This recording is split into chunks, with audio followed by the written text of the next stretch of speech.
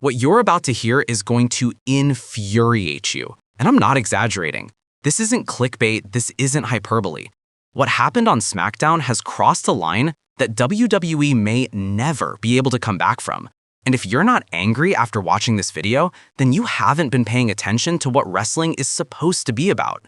Before I get into the absolute chaos that unfolded, I need you to do something for me right now. Hit that like button. Because this story needs to be shared. It needs to be talked about. And most importantly, WWE needs to know that the wrestling community is watching, and we're not going to stay silent about what they're allowing to happen on our screens. Now, let's talk about what Nia Jax did to Naomi on live television. The main content begins. Welcome to WrestleScope, where we don't just report the news, we tell you what it really means. I'm your host, and today we're diving into one of the most controversial, most disgraceful moments in recent WWE history. A moment that has social media exploding. A moment that has fans calling for suspensions, firings, and complete roster changes. But here's what makes this even more disturbing. This isn't the first time we've seen WWE allow this kind of treatment toward their female superstars. And it's definitely not the first time Nia Jax has been at the center of controversy. But what happened to Naomi on SmackDown? This takes it to a level we've never seen before. And I'm going to break down exactly why this is bigger than just one segment, why this is about respect, about safety, about the very future of women's wrestling in WWE. Context setup. Let me set the scene for those of you who might have missed this absolute train wreck of a segment. SmackDown, live television, millions of people watching at home, families, kids, people who trust WWE to deliver sports entertainment that, while edgy at times, maintains a certain level of professionalism and respect. Naomi, one of the most talented, most over superstars on the entire roster, was scheduled for what seemed like a standard in-ring segment. You know Naomi, the former SmackDown Women's Champion, the woman who glows, the performer who has given everything to this company for over a decade, a woman who walked out last year because she demanded to be treated with respect. And when she came back, we all thought things would be different. We were wrong. Enter Nia Jax. Now, I'm going to be very careful with my words here because this isn't about body shaming, this isn't about personal attacks.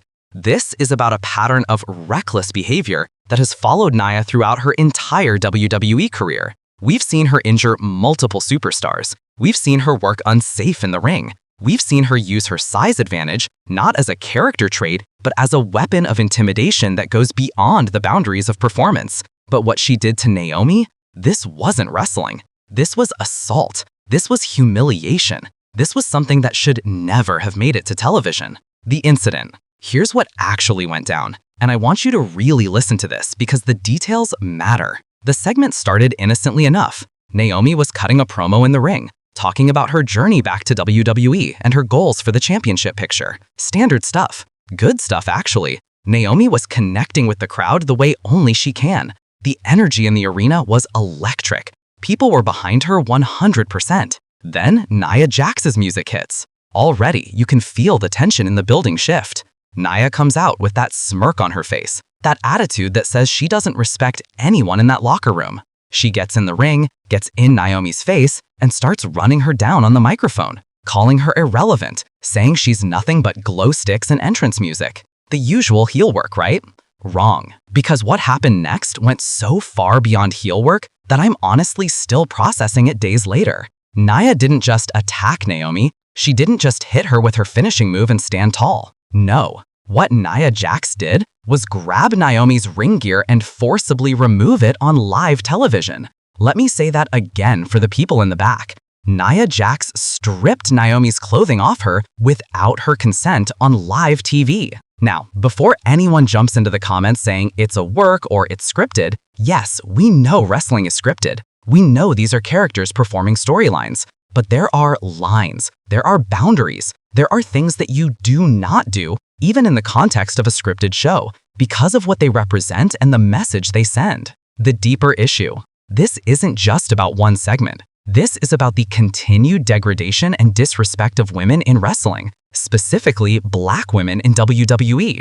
And I know that's going to make some of you uncomfortable, but we need to have this conversation. Think about it.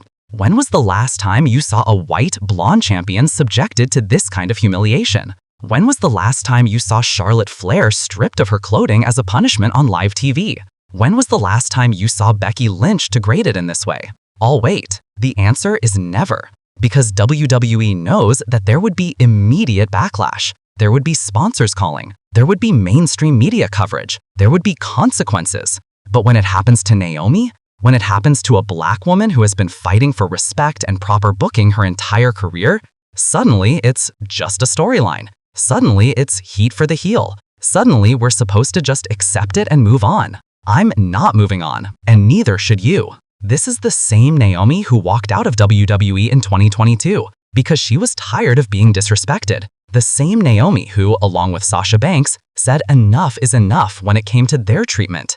And what did WWE do? They punished them. They stripped them of the tag titles. They made them out to be the villains for standing up for themselves. Naomi came back because she was promised things would be different. She was promised respect. She was promised opportunities. And this is what she gets? This is how WWE repays one of the hardest working women on the entire roster. It's disgusting. It's disrespectful. And it's a pattern that we've seen for years with how WWE treats certain performers differently than others. Nia Jax's history. Now let's talk about Nia Jax for a minute because this is important context. I mentioned earlier that this isn't the first time Nia has been involved in controversy, and I meant it. Let's recap her greatest hits, shall we? She's given Bayley a separated shoulder. She's punched Becky Lynch so hard, she gave her a legitimate concussion and a broken nose weeks before Becky was supposed to main event WrestleMania. She's injured Zelina Vega. She's worked stiff with multiple other performers who have spoken out about feeling unsafe working with her. And every single time, WWE does nothing. They might take her off TV for a few weeks. They might give her a suspension in storyline, but she always comes back. She always gets pushed. She always gets protected. Why? What is it about Nia Jax that makes WWE so protective of her, despite the mountain of evidence that she's a liability in that ring? Some people will say it's her family connections. She's related to The Rock after all. Some people will say it's because WWE is desperate for monster heels in the women's division. Some people will say it's because Vince McMahon and now Triple H see something in her that the rest of us don't. But here's what I think. WWE keeps protecting Nia Jax because they can use her to do things that other performers would refuse to do. They can use her to be the bad guy in situations that cross ethical lines because Nia has shown time and time again that she doesn't care about the consequences. She doesn't care if other performers feel safe around her. She doesn't care if the fans are legitimately upset rather than worked upset. And that is a massive problem. The real-world implications. Here's why this matters beyond just wrestling. We live in an era where consent is everything. We live in a time where movements like #MeToo have shown us the importance of respecting people's bodies and autonomy. We live in a world where forcibly removing someone's clothing is recognized as assault, not entertainment. And WWE, a publicly traded company, a company that prides itself on its anti-bullying campaigns, a company that works with organizations like Susan G. Komen and Make-A-Wish, thought it was okay to broadcast this to millions of people. What message does this send to young viewers? What message does this send to the young women and girls who look up to wrestlers like Naomi? What are we teaching them about how it's acceptable to treat people? Oh, but it's just wrestling, it's not real. Listen to yourself. Yes, wrestling is scripted. Yes, these are characters. But the performers are real people. The impact is real. The message is real. And let's be clear, even in storyline terms, this doesn't make sense. How does humiliating Naomi in this way build to anything positive? How does this make anyone want to tune in next week? Are we supposed to believe that Naomi is going to get some kind of satisfying revenge that makes this okay? If you've been watching WWE for more than 5 minutes, you know that's not how this is going to play out.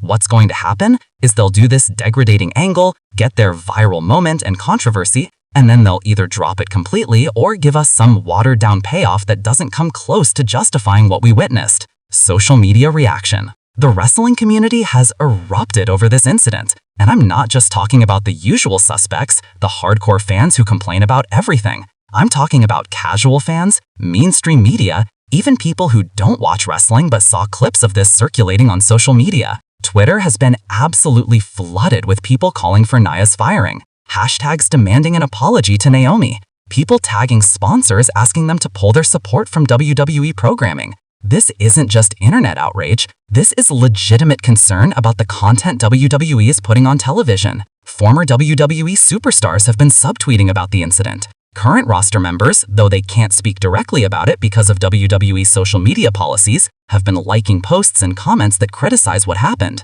The wrestling journalism community has been almost unanimous in their condemnation. Even people who typically defend WWE's creative decisions are saying, this was too far. When you've lost the benefit of the doubt from even your most loyal supporters, you know you've messed up. But here's what's really telling. WWE's official response has been silence. No statement, no apology, no acknowledgement that maybe, just maybe, they crossed a line. Because in WWE's mind, all publicity is good publicity. In their mind, we're all here talking about SmackDown, so mission accomplished, right? Wrong. Because there's a difference between heat and go away heat. There's a difference between